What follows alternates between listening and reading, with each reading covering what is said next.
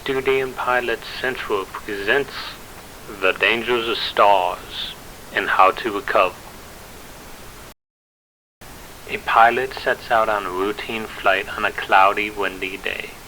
Suddenly, a sharp gust strikes the wings, lifting the nose into an excessive attitude. The airplane begins to sink, losing altitude fast.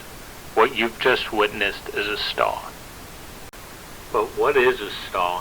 What causes them? And what could the pilot do to recover from this starred condition?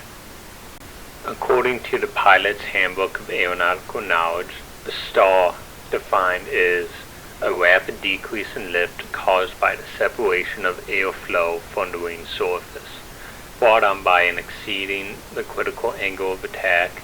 A star can occur at any pitch, attitude, or airspeed.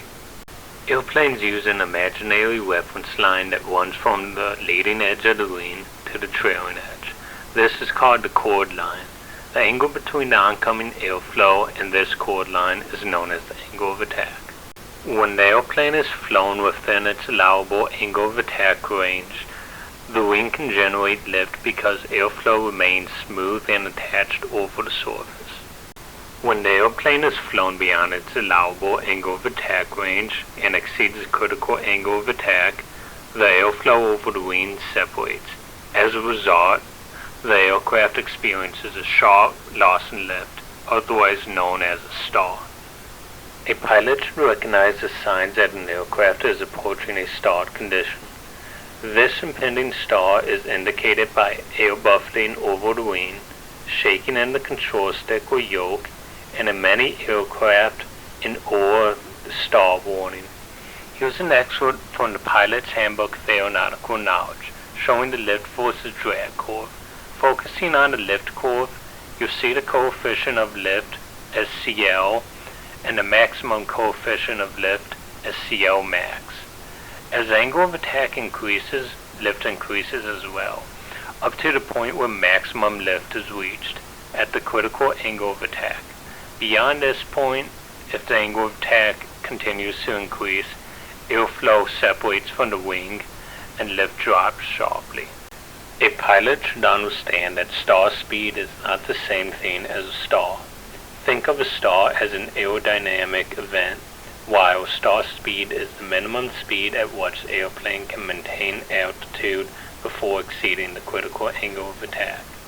Several factors influence this speed, including weight, bank angle, and load factor, flap setting, power, center of gravity, and icing or wing contamination. A pilot should understand the various types of stars that could occur to maintain strong situational awareness. These include stars in takeoff and landing configurations, during go-rounds, and while turning. For stall recovery, pilots use the mnemonic PPAC. PPAC stands for pitch down, power to full, attitude to climb, and lastly configure. This sequence ensures the wing is unstalled first, then the aircraft is stabilized for a safe climb out. Below are some common errors pilots make during stall recovery. Stars that occur in uncoordinated turns, such as during a skid, are especially hazardous because the lower wing is operated at a higher angle of attack.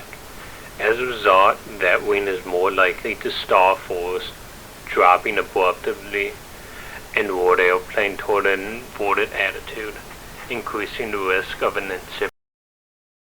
In the event of a spin, pilots should use the mnemonic PAIR to recover.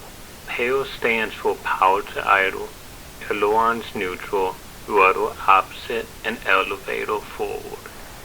Now you understand what a star is, why they happen, what the different types of stars are, and the basics of spin awareness. Mastering these concepts will make you a safer and more competent pilot.